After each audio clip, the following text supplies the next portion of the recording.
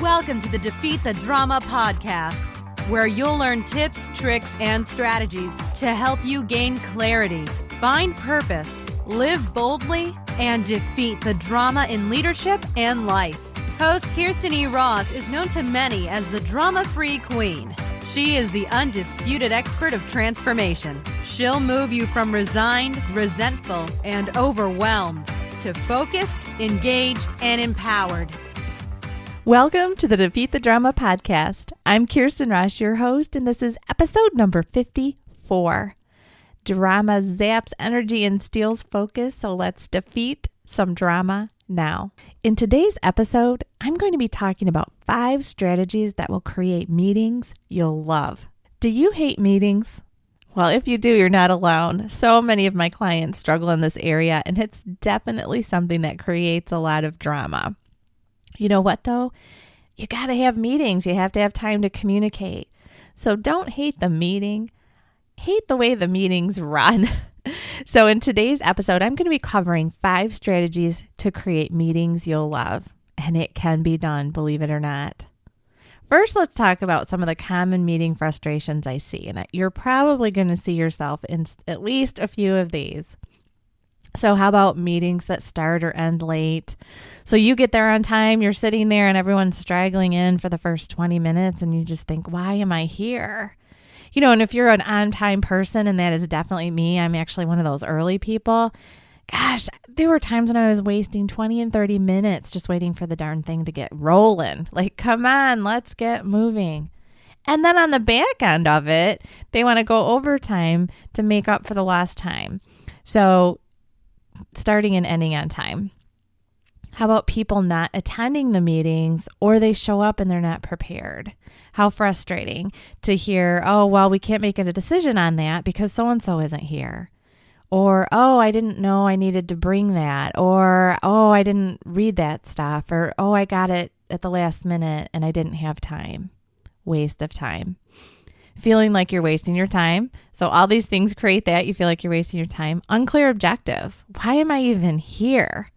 How often have you been in a meeting and you think, none of this is even relevant to me? I don't even know what they're talking about. I don't have any input. The decisions aren't going to impact me or anyone I know or care about. Or I can't think of a reason why I'd care about any of this. How about unclear, including unnecessary people in the meeting? So other people are there, and sometimes those unnecessary people feel a need to pop in and pop off, and they're taking up valuable meeting time with kind of irrelevant information, or they don't really have clear insights. They don't know enough about what you're discussing, but they feel like they need to provide input. Dealing with power struggles and undefined roles. How about texting and emailing during the meetings? So you're sitting there trying to focus and people are missing something. Oh, wait, what did you just say? I missed that, because they're on their phone.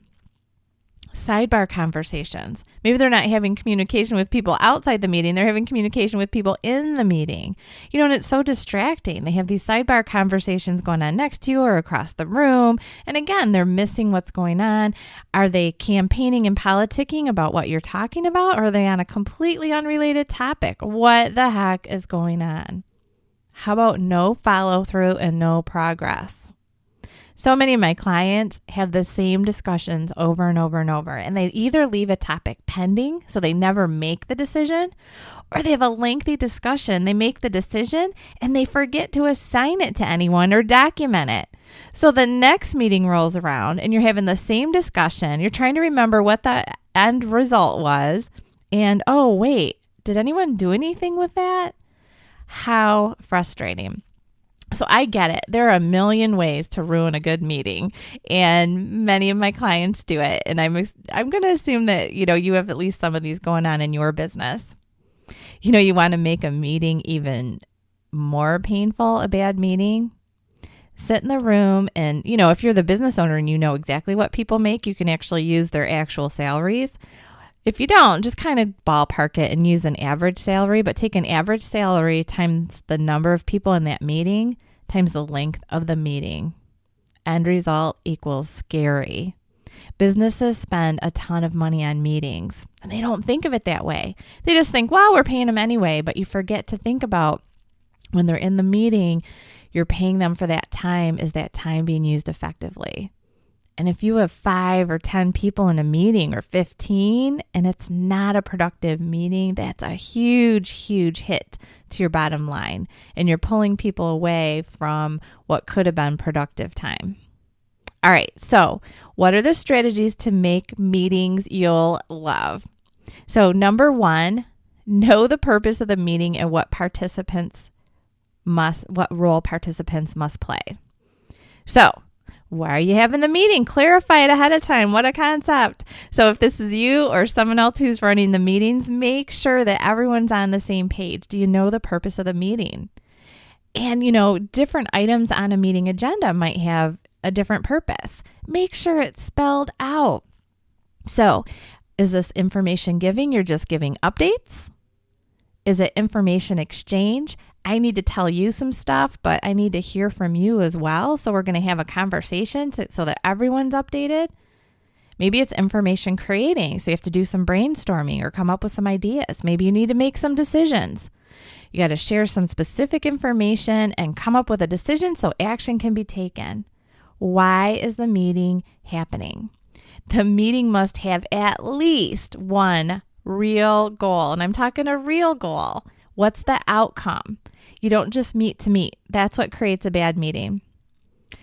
The meeting must add value, real value.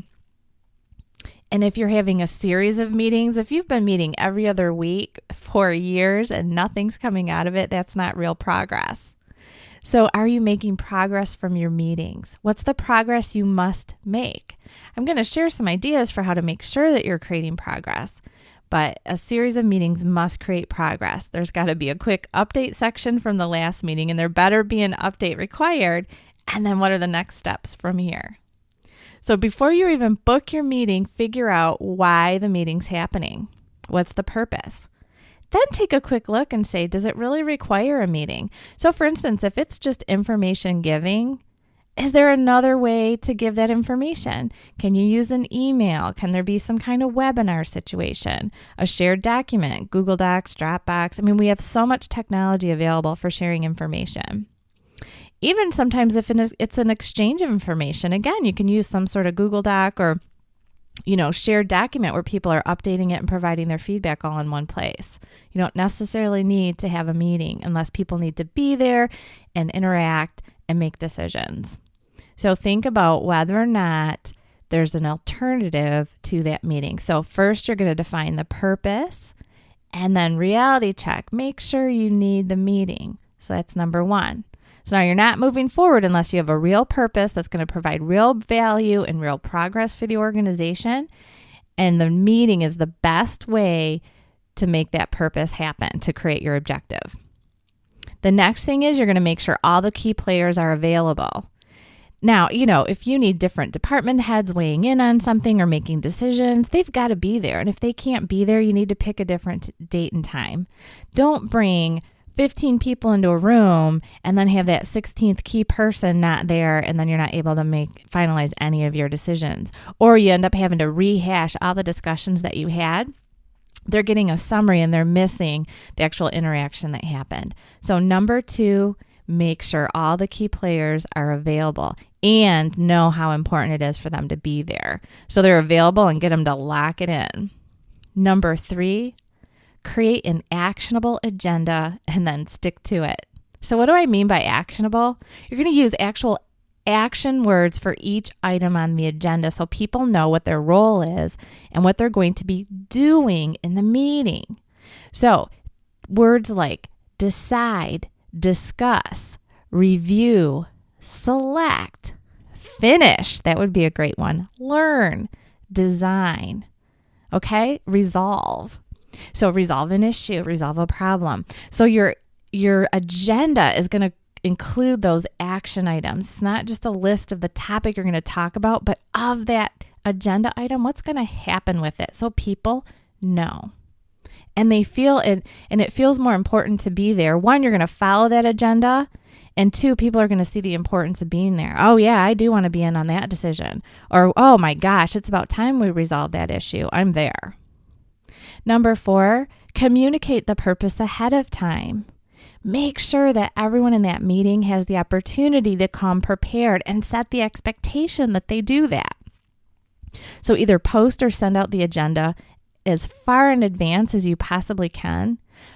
Provide any of supporting information. So if there are documents that need to be reviewed ahead of time, make sure that everyone has those as well. Make the room arrangements. So make sure the room's large enough to accommodate everyone, that it's comfortable, and arrange for a timekeeper and a recorder. So everyone knows, again, what they're going to be doing and why it's so important to be there, and they can show up prepared to have informed discussions and put some thought into what they're talking about. Number 5, follow some simple meeting rules. Okay, this is going to be kind of a list, but so if you've done the other 4, so you're going to make sure you need the meeting and know the purpose of the meeting first. Number 2 is you're making sure all the key players are available for the meeting. Number 3, create an actionable agenda and then stick to it. I recommend assigning times to each of the agenda items also, because you don't have just an unlimited time. You got to stop at some point, so you move ahead to the next at the right time, or negotiate and say, you know what, we've got to borrow 10 minutes from this topic. Number 4, communicate that purpose ahead of time and make sure everyone has supporting documents that they need so they arrive informed and ready to have good discussions, make solid decisions. They've had time to research, read, review, think, contemplate, all of that. And number 5, follow these simple meeting rules. Now, this requires commitment from everyone in the meeting. So I would recommend sharing these rules with everyone and have them weigh in if they want to add any or delete any. But here's how it goes. 1, you're going to start and end on time. That should be a no-brainer. But you know what? Just be respectful of people's time. Don't leave people sitting there 15 and 20 minutes waiting for the meeting to start. And you know what? I worked for a very large organization where everyone was always late for meetings, and they implemented a meeting start on time rule. And if there were only 2 people in the room, the meeting still started. And you know what? Very quickly, people learned to be on time. So you'll be surprised at how quickly that one gets people there if you make that change. Focus on the objectives, not all this side meandering different topics that weren't on the agenda. If other important topics come up, you can list them for future meetings and put them on another agenda, or assign someone a task in between meetings. But you've got to get through what's on that list. And again, you can add stuff for future or assign tasks that pop up as you're having discussions. But in the meeting, you stick to that agenda and focus on the objectives. So you've got those actionable items: discuss, review, decide. So if you said discuss, you're not going to decide today. So you're only going to discuss. If they start making decisions, say, you know what, we're getting ahead of ourselves. There's going to be additional information coming over the next 3 weeks. You'll need that to make the final decision. The final decision will happen in the next meeting. So don't let everybody get ahead of themselves. Create forward momentum. You do this by assigning tasks and documenting who's responsible. So every single thing that comes out of that meeting has actionable items that are assigned. So for instance, if maybe a subcommittee, maybe 3 people out of the 15 in the meeting need to get together in between meetings, and one person's responsible for making that happen, you're going to document the 3 people that are getting together and the one person that's in charge of it. And you're going to tell them, you're going to come back to us, you're going to discuss this, create a decision, and then come back and give us an update at the next meeting. If a decision is made, then the next thing is, maybe there's a team that's creating an execution strategy or a communication strategy, or they're implementing it. So that's assigned. There's always forward movement. So if you've had a discussion, then there's a decision. Once there's a decision, then you're executing or communicating. Or implementing. So what are the next steps in the progress of whatever it is you're talking about in the meeting, and make sure that those are assigned to somebody so that some action and progress can happen in between meetings. A portion of every meeting should be the updates of what happened in between meetings. No electronics. So unless there's a dire emergency, everyone's got to stay focused in that meeting. Because again, you're just saying that, you know what, my email is more important than this meeting. And that's not fair to the people who've taken the time out of their busy days as well to be in that meeting. Everyone listens. And that means truly listening, not jumping to conclusions, not living in the world of assumption. Truly listen. Be respectful. Try not to get angry. Like I said, jumping to conclusions or being in the world of assumption or politicking or all those kinds of things. Be respectful of each other. Assume the best of your coworkers in a meeting. Assume that everyone wants to discuss and come up with the best decisions for the organization. Actively participate. Don't be the person on your electronics or doodling. I must admit, I have been known to draw. I have this thing about drawing 3D houses when I get bored in a meeting, or little hearts or flowers. Don't be that person who's doodling or sitting on your electronics. Focus and be an active participant. Again, if you haven't been prepared in the past because you haven't gotten your information ahead of time, it's harder to participate. So hopefully if your meetings are going to be better, you're going to be able to be informed and truly participate in the meetings. Don't interrupt others. So being respectful is also listening and then waiting for others to finish. You can ask clarifying questions, to make sure that you know exactly what they mean, or, to get real clear on their vision, but don't interrupt. And then no sidebars, politicking, or after meeting conversations. Make the rule that discussions happen in the meetings. Too often, a lot of the decisions, with my clients before they start working with me, decisions are made in the back room during the break instead of in the meeting. And then participants are like, why am I even here? So make sure that all the valuable conversations are happening in the meeting.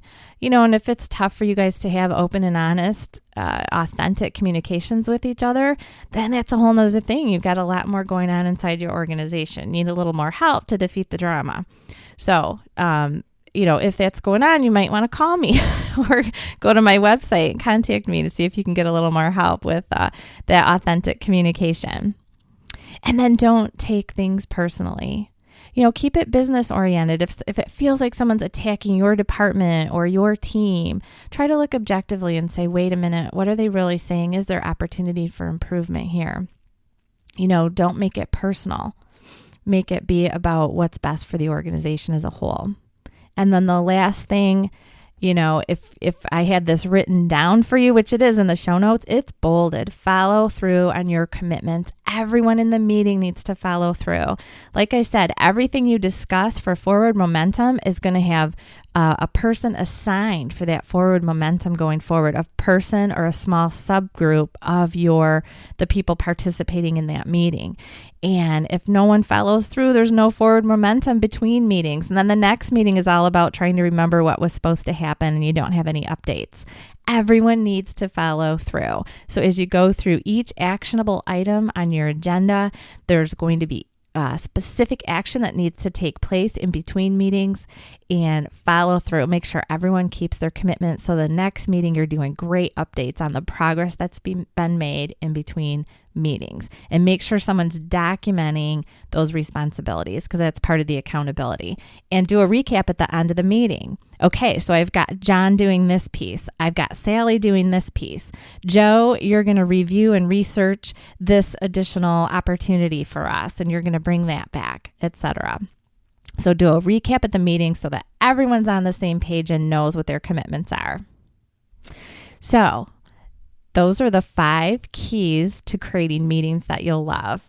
And I know they're not, they don't seem super sophisticated. These are simple things that should be automatic, but I know from experience and working inside hundreds of organizations that most are missing many of these, and it does lead to very frustrating meetings and a lot of drama. So I encourage you to implement at least some of these, if not all, immediately. Whatever's in your power to create change in your meetings, do it now. And let's defeat the drama. In the meantime, if you need a more comprehensive program to help you defeat drama in your organization, I encourage you to join my Defeat the Drama, Delight Your Customers, and Improve Your Bottom Line Bootcamp.